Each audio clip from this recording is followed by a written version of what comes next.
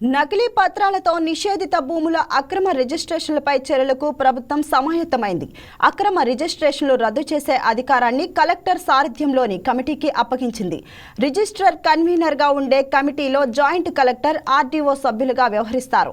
రిజిస్ట్రేషన్ల చట్టానికి సవరణ చేస్తూ రెవెన్యూ శాఖ ఉత్తర్వులిచ్చింది. 22A, 22B, 22C జాబితాల్లోని నిషేధిత భూముల్ని నకిలీ పత్రాలతో రిజిస్ట్రేషన్ చేసినట్లు ఎవరైనా ఫిర్యాదు చేస్తే సంబంధిత రిజిస్ట్రార్ సుమోటోగా దస్తావేజు రద్దుకు చర్యలు తీసుకోవచ్చని రెవెన్యూ శాఖ తెలిపింది.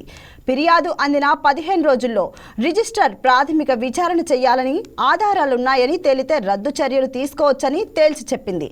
ఆధారాలు లేకపోతే ఫిర్యాదును తిరస్కరించి కారణాలను ఫారం 3లో నిర్వహించే రిజిస్టర్లో నమోదు చేయాలని వివరించింది.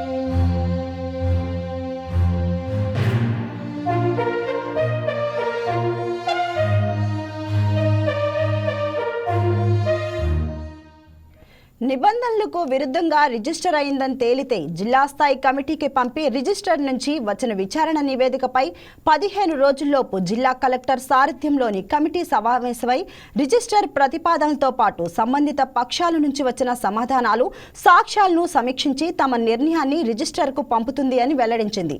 నిబంధనలకు విరుద్ధంగా రిజిస్ట్రేషన్ జరిగినట్లు గుర్తిస్తే నేరుగా ఐజీ చర్యలు తీసుకోవచ్చని తెలిపింది. సంబంధిత వ్యక్తులకు నోటీసులు జారీ చేసి వివరణ కోరవచ్చు. రిజిస్ట్రేషన్ రద్దు చేస్తే అందుకు సంబంధించిన ఉత్తర్వులు సబ్ రిజిస్ట్రార్కు పంపాల్సి ఉంటుంది.